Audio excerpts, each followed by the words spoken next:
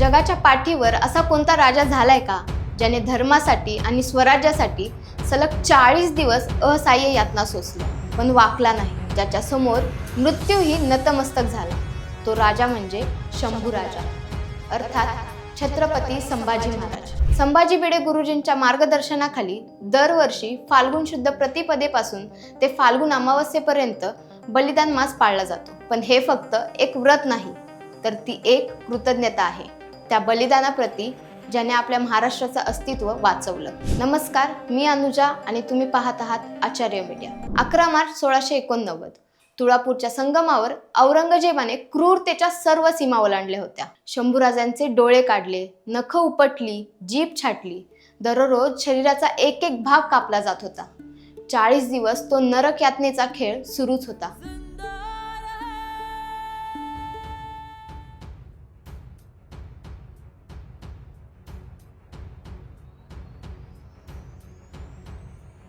औरंगजेबाची एक अट होती, इस्लाम स्वीकार आणि स्वराज्याचा खजिना दे. पण शंभूराजांचं एकच उत्तर होतं, मरण आलं तरी चालेल, पण स्वधर्म आणि स्वराज्य सोडणार नाही.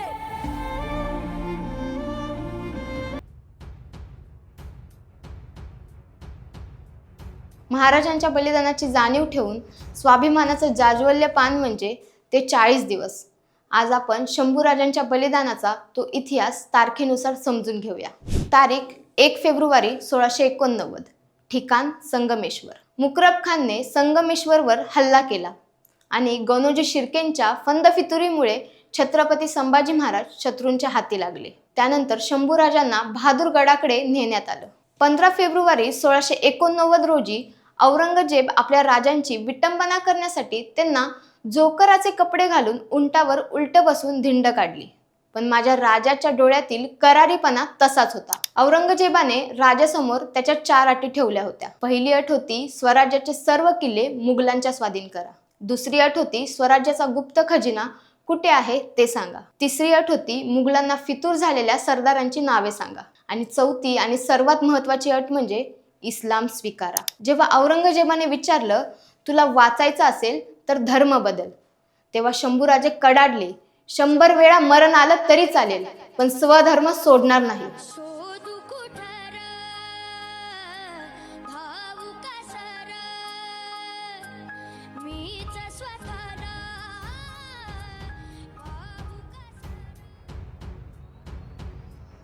आणि इथून सुरू झाला 40 दिवसांचा अमानुष छळ. आधी राजांची जीभ छाटली जेणेकरून ते बोलू शकणार नाहीत.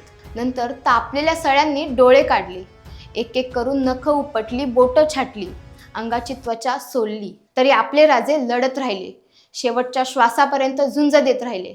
आणि तो काळा दिवस आला. 11 मार्च 1689 फाल्गुन अमावस्येला वडबुद्रुक आणि तुळापूरच्या संगमावर राजांची क्रूर हत्या करण्यात आली. पण औरंगजेब तिथेच हरला, कारण राजांच्या बलिदानाने संपूर्ण महाराष्ट्र पेटून उठला आणि पुढे 27 वर्ष मराठ्यांनी मुघलांना मातीत गाडले.